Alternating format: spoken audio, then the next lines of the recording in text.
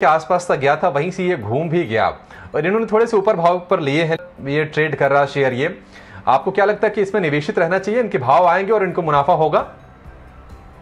Good morning अभिषेक, मुझे लग रहा है कि देखिए ये एक मीडियम साइज बैंक है और हमको लग रहा है कि आने वाले दिनों में इनको अगर बैंक्स में निवेशित रहना है तो बड़े बैंकों में निवेशित रहिए।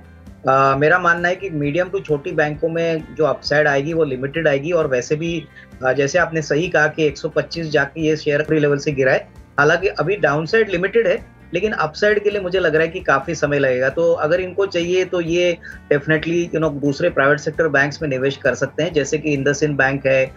मैं समझता हूँ आईसीआईसीआई बैंक भी काफी अट्रैक्टिव लग रहा है। तो जो भी नुकसान इन्होंने डीसीबी में किया है वो अगर इस आईसीआईसीआई बैंक या इंडसइंड बैंक में शिफ्ट करते हैं तो इनको अच्छा रिस्क रिवॉर्ड मिल सकता है अगले 6 से 12 महीने के लिए। In the near term possible नहीं लग रहा है। अविनाश जी, एल&टी फाइनेंस देखिए, हालांकि आज तो इसमें तेजी है, लेकिन अमूमन हमने देखा कि पिछले 1 साल में बहुत ही एक रेंज बाउंड इसकी चाल रही है और अब कंपनी ने ये स्ट्रेटजी बनाई है कि वो रिटेल पर थोड़ा सा फोकस अपना बढ़ाने वाले हैं। एल&टी फाइनेंस इनके पास 100 रुपए के आसपास की बाइंग के लिए। आई थिंक अभिषेक यहाँ पे मैं समझता हूँ इनको होल्ड करना चाहिए, क्योंकि पहली बात तो देखिए एल&टी फाइनेंस का जो पेरेंट है वो एल&टी है। सबसे बड़ी बात पिछले साल में ये कोई बड़ा आउट परफॉर्मेंस दिखा नहीं चुका है, लेकिन अभी बजट आने वाला है। हमको लग रहा है कि बजट में होपफुली अगर कोई बड़ा एमएसएमई के लिए अनाउंसमेंट आता है या इंफ्रास्ट्रक्चर के लिए अनाउंस आता है तो यहाँ पे बड़ी मात्रा में ये कंपनी काम करती है, तो इनको जरूर फायदा होगा। और लंबी अवधि के लिए अगर महीना है तो इनको अच्छा खासा मुनाफा बन सकता है। काफी ऊपरी करंट लेवल पे स्टॉक बॉटम आउट हो चुका है, जो भी नेगेटिव्स है वो स्टॉक में ऑलरेडी फैक्टर्ड इन है। तो मेरी राय में होल्ड करिए, यहाँ पे निवेशित रहिए, कम से कम 12 से 15 महीने का टाइम फ्रेम रखिए। देखिए I think water based aqua shrimp exports में काम करती है और मुझे लग रहा है कि काफी समय के बाद यूएस में वापस एक अच्छा डिमांड पोटेंशियल दिख रहा है। इनफैक्ट मेजर मार्केट यूएस ही है और काफी अच्छी कंपनी, कम से कम 6 से 12 महीने निवेशित रहते हैं तो इनको नॉट ओनली इनकी कॉस्ट प्राइस बट थोड़ा सा मुनाफा भी कमाने को मिलेगा, क्योंकि एक्वा फीड सेक्टर भी वापस टर्न अराउंड स्टेज पे है। तो डेफिनेटली यहाँ पे होल्ड करने की राय है। मेरे ख्याल से ओनली 6 to 12 मंथ्स का टाइम फ्रेम देना जरूरी है। अभिषेक, मुझे लग रहा है कि देखिए ये पहली कंपनी है जो एपीआई में स्पेशलाइज करती है और जैसे हमने देखा है कि एपीआई के प्राइसेस अभी भी काफी स्ट्रांग है। इनफैक्ट हमारा मानना है कि अगर ये कम से कम साल भर का नजरिया ले 50-1300 का एक नियर टर्म का टारगेट पॉसिबल है, क्योंकि कंपनी में काफी बड़े एचएनआईज इन्वेस्टर्स अभी भी निवेशित है, फंड्स निवेशित है। तो डेफिनेटली स्ट्रांग हैंड्स ऑलरेडी ये शेयर में एंटर कर चुके हैं और एक्सपेक्टेशन है कि नॉट ओनली Q3 बट आने वाला साल इनके लिए अच्छा रहेगा। एक्सपोर्ट मार्केट भी इनके लिए काफी बड़ी अपॉर्चुनिटी है। तो मुझे लग रहा है कि डेफिनेटली इनको होल्ड करना चाहिए। थोड़ा सा स्टॉक कंसोलिडेट कर रहा है, लेकिन हमारा मानना है कि अगर Q3 के नंबर्स उम्मीद से अच्छे आते हैं तो इसमें डेफिनेटली एक देखने को मिलेगी, लेकिन साल भर का नजरिया रखिए और करीबन 1250-1300 का एक टारगेट बन सकता है। तो कीप ऑन होल्डिंग और मुझे लग रहा है कि मीडियम लॉन्ग टर्म प्रोस्पेक्ट्स काफी अच्छे हैं। ये बात तो I would like to congratulate ये इन्वेस्टर को, क्योंकि 40 साल इन्होंने इस शेयर को पकड़ा है और बहुत ही अच्छा मुनाफा इन्होंने अभी तक कमाया। मेरी पॉइंट ऑफ व्यू से एशियन पेंट्स को अभी इमीडिएटली इनको बेचना नहीं चाहिए, हालांकि इनका कॉस्ट बहुत कम है।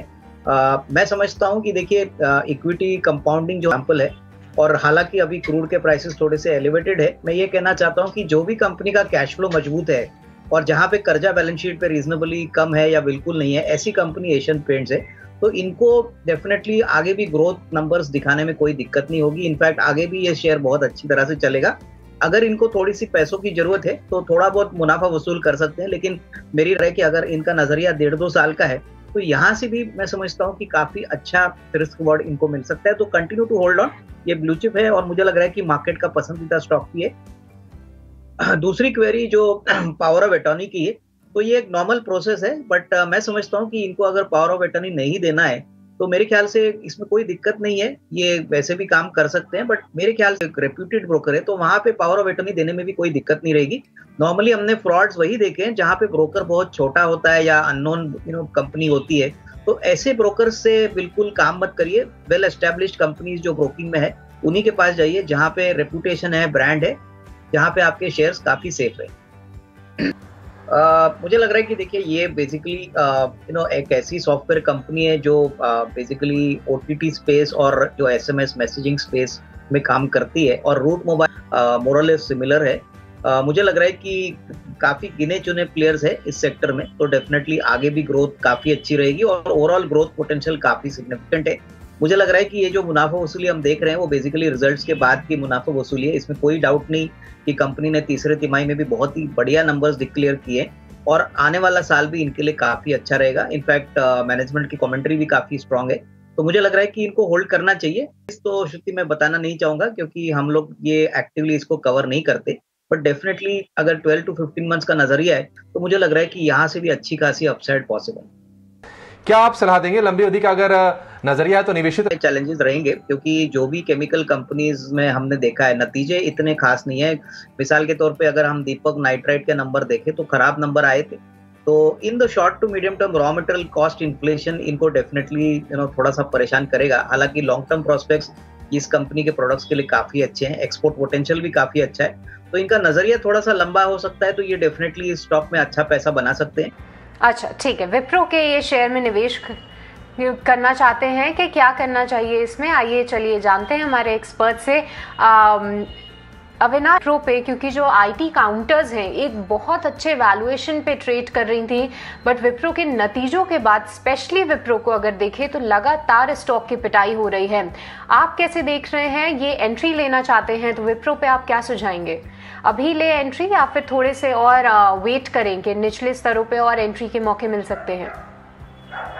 मुझे लग रहा है कि इनको थोड़ा सा इंतजार, काफी डिसअपॉइंटिंग आ गए थे। सबसे बड़ी बात गाइडेंस भी बहुत कम था, करीबन 2 से 4% का गाइडेंस इन्होंने दिया है। तो मेरे ख्याल से कम 1 या 2 क्वार्टर्स थोड़ा सा ऑब्जर्व करिए। इस स्टॉक में कोई बड़ी लंबी तेजी इमीडिएटली आएगी ऐसा लगता नहीं है। लॉन्ग टर्म में जरूर इस कंपनी का निवेश अच्छा पैसा बना के देगा, लेकिन जो एंट्री लेवल है उसके लिए मेरे ख्याल से ये थोड़ा सा इंतजार करे। मैं समझता हूँ कि मार्च का क्वार्टर के बाद होपफुली थोड़ी सी और क्लियरिटी, प्रोस्पेक्ट्स अच्छे हैं, लेकिन जिस प्रकार का गाइडेंस इन्होंने दिया है मुझे लग रहा है कि मार्केट्स भी इस स्टॉक को इमीडिएटली रीरेट नहीं करेगा। तो मार्च अप्रैल तक वेट करिए, जब चौथा तिमाही आएगा उसके बाद एनुअल कमेंट्री आएगी, गाइडेंस आएगा, तो उसके बाद एक एंट्री पॉइंट बन सकती है। तो definitely that would be a good entry point, but फिलहाल इस लेवल पे इंतजार करें। ठीक है, तो राजेंद्र जी अभी फिलहाल इन स्तरों पे आपको इंतजार करना है। विप्रो में के बाद देखेंगे कि क्या करना है जिस तरह की कंपनी नतीजे पोस्ट करती है। अविनाश जी, इनका दूसरा काउंटर था इंडो अमाइंस, इन्होंने मात्र 10 रुपए पे इस पे एंट्री की है और 600 शेयर्स ये होल्ड करते हैं। काफ़ी अच्छा मुनाफा हो रहा है इसमें, बट इसमें क्या करना चाहिए क्योंकि 52 वीक हाई करीब 190 का था और ये जो काउंटर है अभी करीब 110 का चल रहा है। इसमें आपकी क्या राय होगी? मेरे ख्याल से आई थिंक इनको होल्ड करना चाहिए, क्योंकि देखिए पहले तो ये एमाइंस बनाती है, बालाजी एमाइंस बनाती है। इनका जो एंड यूजर सेगमेंट है, एग्रोकेमिकल्स, फार्मास्यूटिकल, स्पेशलिटी केमिकल्स, ये भी काफी अच्छी तरह से ग्रो कर रहा है और मार्केट्स में गिने चुनी कंपनीज है जो ये एमाइंस बनाती है। तो मुझे लग रहा है कि इनको होल्ड करना चाहिए। हालांकि शेयर ऊपरी लेवल से काफी गिरा है, काफी वोलेटाइल काउंटर है, एक मिड कैप काउंटर है। यहाँ पे अगर इनका नजरिया 6 से 12 महीने है तो नंबर जैसे जैसे अच्छे आएंगे, निचले लेवल है तो ये होल्ड करे, कम से कम 6 to 12 मंथ्स का टाइम फ्रेम रखे, होपफुली अच्छी रिस्क रिवॉर्ड यहाँ पे मिले। इनफैक्ट अभिषेक, मुझे लग रहा है कि देखिए ये सारे जो आईपीओ लिस्टेड कंपनीज है, यहाँ पे एक ट्रेंड हमने जरूर देखी है कि लिस्टिंग इनिशियली बहुत तगड़े भाव पे होती है, बाद में 4-5 महीने के बाद कंपनी फंडामेंटली स्ट्रांग है, कंपनी ने बहुत अच्छे नतीजे भी डिक्लेयर किए हैं और ऑब्वियसली स्टील की साइकिल अभी भी काफी पॉजिटिव है। लेकिन मैं समझता हूँ कि मार्केट्स में काफी हद तक एक्सपेक्टेशंस है कि आने वाले दिनों में स्टील के कीमतों में थोड़ी बहुत कटौती हो सकती है, बट अगर इनका नजरिया कम से कम 6-12 मंथ है तो होल्ड करिए, क्योंकि बड़े खिलाड़ी है जैसे जेएसडब्ल्यू, सेल, यहाँ पे रिसेंटली कंपनीज ने प्राइस इंक्रीज किए, तो इसका मतलब अभी भी इंडस्ट्री में प्राइसिंग पावर है, प्लस बजट में भी कोई है। तो स्टील एक ऐसा सेक्टर है जो डेफिनेटली अच्छी तरह से प्ले आउट होगा। तो कम से कम 12 महीने का व्यू रखिए, इसमें पैसा बनेगा पर स्लोली बनेगा और उसमें डेफिनेटली आपको पेशेंस रखना है।